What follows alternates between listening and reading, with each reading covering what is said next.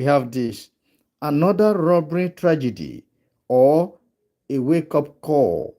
What the unaliving of a father of five means for community security in Ondo State.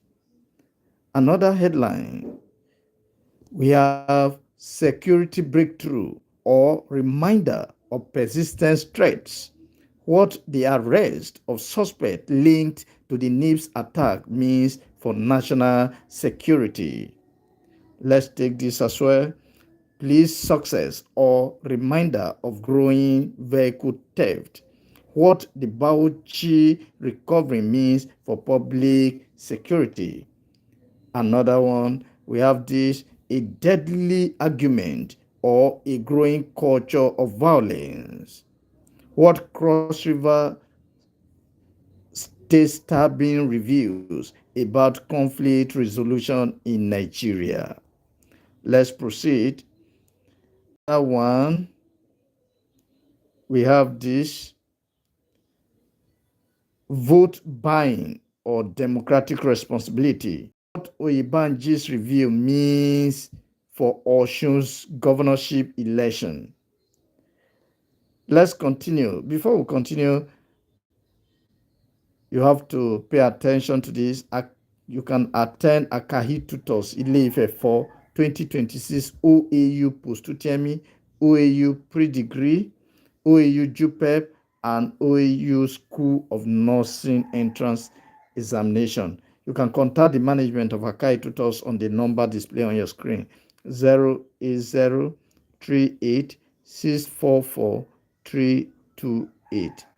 Okay, let's proceed. Another headline, a deadly argument or a growing culture of violence. What the Cross River State stabbing reveals about conflict resolution in Nigeria. Let's take this one as well. Recurring land dispute or failure of peace building. What the Fresh Cross River clash means for community security. Another one, bold vision of funding necessity. What Unibank's 100 billion naira development fund means for Nigerians' higher education. And lastly, I have this one, diplomatic pressure or defining moment. What Nigerians warning to South Africa means for African unity. So join me as I give you the analysis of this very one. Okay. The federal government of Nigeria has issued one of its strongest diplomatic warning in recent years to the South African government, declaring that it may activate additional measures if persistent attacks and unaliving of Nigerians in South Africa continue. That is a good one from Nigerian government there. The warning followed the unaliving of Emeka Charles Iroegbu and Musa Yunana Joe, popularly known as Big Joe, on 28th of June 2026, amid renewed concern over xenophobic violence targeting foreign nationals in South Africa. Akahi News gathered that the Ministry of Foreign Affairs demanded immediate, transparent, and comprehensive investigation into the unaliving, particularly allegations that Swane Metropolis officers were involved in the death of Iroegbu. The federal government also expressed concern that previous cases involving Nigerians, including the alleged unaliving of Naemeka Matthew and Andrew Ekpenyong in April 2026, have yet to result in arrest, despite the officers allegedly being identified. Nigeria has advised its citizens in South Africa to remain vigilant while continuing diplomatic engagement with Pretoria. What exactly has changed following this report? Nigeria's latest statement represents a significant escalation in diplomatic language.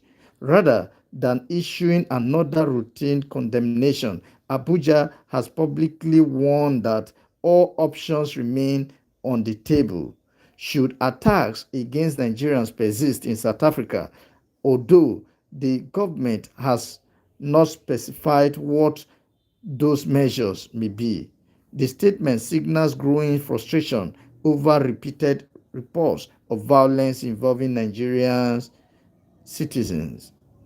The development also highlights a long-standing challenge in rotations between Africa's two largest economies, Nigeria and South Africa, have historically cooperated on continental peace, trade, and regional development. However, recurring xenophobic attacks have repeatedly strained with relationship, raising questions about whether existing bilateral mechanisms are producing meaningful results. Before I continue, let me quickly intimate you that intensive tutorial for OAU post-UTME, OAU pre-degree, OAU JUPEP, and OAU School of Nursing is currently in progress at Akahi Tutors, Ile-Ife. Should you are interested, you can contact the management of Akahi Tutors on 080-38-644-328. Thank you. Let's continue. The allegations involving law enforcement officers are particularly serious. It established through credible investigations they would raise concerns not only about criminal accountability but also about public confidence in the institutions responsible for protecting lives. Equally, any findings must emerge through transparent legal processes rather than assumptions or diplomatic rhetoric. Another important issue is the danger of stereotyping. The Nigerian government criticized statements that broadly associated Nigerians with criminality, arguing that such narratives may fuel hostility against innocent migrants. While every country has the sovereign right to enforce its immigration and criminal laws, those laws should be applied to individuals based on evidence rather than nationality or ethnicity. The situation also demonstrates the limits of diplomacy without effective implementation. Nigeria and South Africa have previously established dialogue mechanisms to address recurring tensions, yet reports of attacks continue to surface. This suggests that unless accompanied by stronger law enforcement, community engagement, and protection for vulnerable migrants. Beyond bilateral relations, the issue carries wider implications for the African's Union's visions of continental integration. The African Continental Free Trade Area seeks to encourage the movement of goods, services, and investment across borders. Persistent xenophobic violence undermines these aspirations by creating fear among migrants, entrepreneurs, and investors. Ultimately, the measure the measure of success will not be the strength of diplomatic statement, but the effectiveness of investigations, the prosecution of offenders, and sustained efforts to prevent future attacks. Protecting human life remains the primary responsibility of every state, regardless of the nationality of those affected. Five things every Nigerian should know concerning this development. Number one, Nigeria has issued a strong diplomatic warning to South Africa. Number two, the victims deserve justice. Number three, due process remains essential. Number four, xenophobia affairs regional cooperation. And number 5, diplomacy should remain the first option.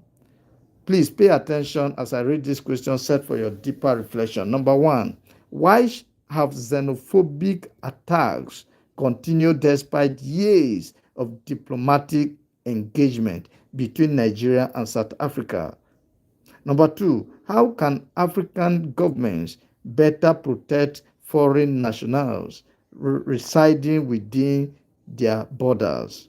Number 3, what practical measure can strengthen accountability when security personnel are accused of misconduct? Number 4, how do stereotypes about migrants contribute to violence and social division? Number 5, can African integration succeed if citizens continues to face hostility in neighboring countries? Number 6, what additional steps should regional institutions take to prevent future xenophobic violence? Following this report, Akahi News recommends the following. 1, South African authorities should conduct prompt, independent and transparent investigation into the reported unaliving of Nigerians based in South Africa. Number 2, Nigerian diplomatic missions should continue providing support and regular security guidance to citizens abroad. Number 3, both governments should strengthen existing bilateral mechanisms for preventing xenophobic violence. Number 4, security agencies should ensure that any officers found responsible for unlawful acts are prosecuted in accordance with the law. Number 5, community leaders and civil society organizations should promote peaceful coexistence and reject hate speech against foreign nationals. And lastly, the African Union should intensify continental efforts to address xenophobia through coordinated policy and public education initiatives.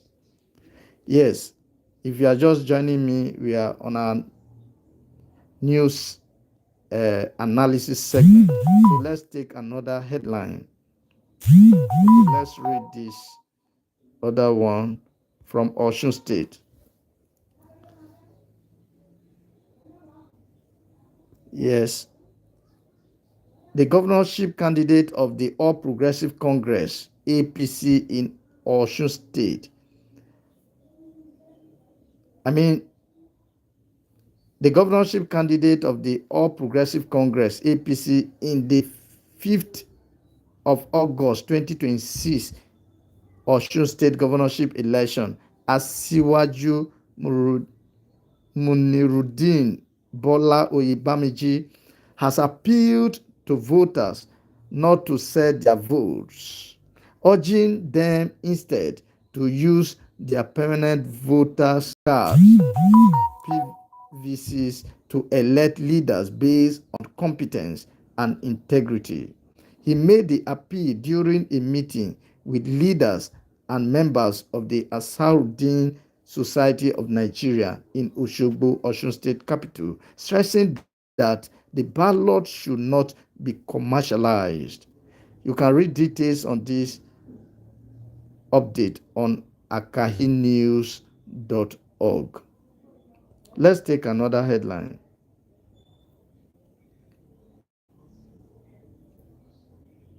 If you are just joining me, this is our news analysis segment. Let's take this one. Please, success or reminder of growing vehicle theft. Okay, let's read this together. The Bauchi State Police Command has recovered a stolen vehicle and arrested 3 suspects allegedly linked to its theft and unlawful sale. According to the command, the operation followed an intelligence-led investigation after the owner reported the theft, leading officers to trace and recover the vehicle before apprehending the suspect. The police said the suspect remained in custody while investigations continue, after which they are expected to be charged to court if sufficient evidence is established. Please pay attention while we continue. Akahi News gathered that the forms recovery forms part of the Bauchi Police Command's ongoing efforts to combat vehicle theft and related crimes across the state. The command also urged motorists to strengthen the security of their vehicles by installing tracking devices and keeping proper ownership documentation to aid recovery when theft occurs.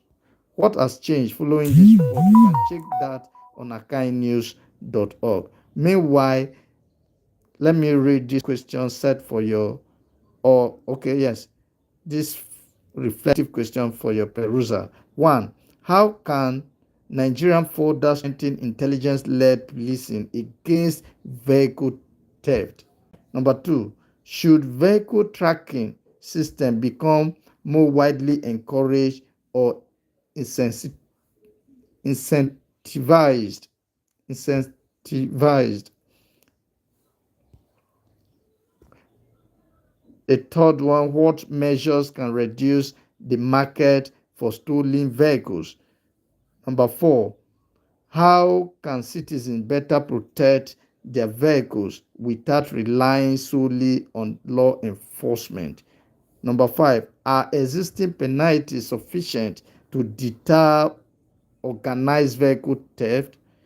Number six, what additional technologies should police adopt to combat property-related crimes? Following this report, Akahi News recommends the following. One, police should continue strengthening intelligence-led investigations and interstate collaboration against vehicle theft syndicates. Number two, vehicle owners should install reliable tracking device and maintain complete ownership records. Number three, prospective buyers should verify vehicle ownership before completing any purchase.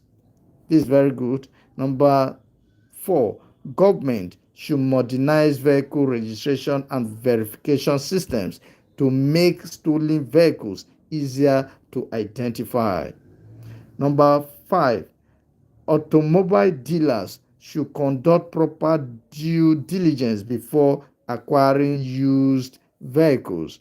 And lastly, courts should ensure that proven offenders face appropriate legal consequences while safeguarding the rights of all accused persons. Let's take another headline on Akahi News. If you are just joining us, this is our news analysis segment. And okay, let's take this from Cross River State. A fresh outbreak of violence has claimed the life of a farmer and left another injured in Biase local government area of Cross River State, renewing concerns over the lingering communal land dispute between Orugbam and Egbo communities. According to the Cross River State Police Command, the incident occurred on Friday, 4th day in the month of July 2026, when two farmers were attacked by unidentified gunmen while walking on farmland near Egbo community in Cross River State. Akahi News gathered that one of the victims, Mr. Ekeruwen Kor later died from gunshot injuries, while Mr. Ukam Aja Okpan is receiving medical treatment. The police confirmed that investigations have commenced and appealed to residents to remain calm, avoid reprisals, and cooperate with security agencies. Meanwhile, community leaders have exchanged accusations over the attack, underscoring the fragile security situations in the area. Let's take these five things to note under this report. Five things every Nigerian should know, especially cross-variant, concerning this report. Number one, the violence stems from a long-standing communal dispute. Number two, farmers are increasingly vulnerable. Number three, police investigations are ongoing concerning this report. Number four, retaliation could worsen the crisis. Number five, peace requires more than arrest. Okay.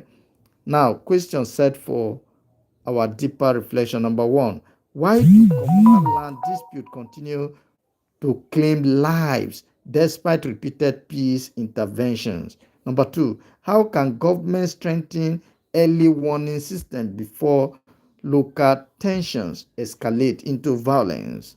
Number three, what responsibilities do traditional rulers and community leaders bear in preventing communal conflicts in Nigeria? Number four, how does insecurity in farming communities affect Nigeria's broader food security? Number five, what measure can improve public confidence in conflict resolution and law enforcement? And lastly, how can neighboring communities rebuild trust after repeated cycles of violence and war? Following this report, Akahi News recommends the following. Number one, the Cross River State government should strengthen mediation efforts involving all affected communities in Cross River State. Number two, security agencies should conduct thorough and impartial investigations to ensure perpetrators are brought to justice. Number three, community leaders should discourage reprisals and promote peaceful dialogue. Number five, government should establish long-term conflict resolution mechanisms for communities with recurring land dispute. Number five, farmers in vulnerable areas should receive improved security support during farming activities. And lastly, civil society organizations and traditional institutions should collaborate on peace education and reconciliation program. You can check details of this report on akahinews.org. That is how far I'll be able to go for now. Thank you for joining me on this news analysis segment. I am Joseph.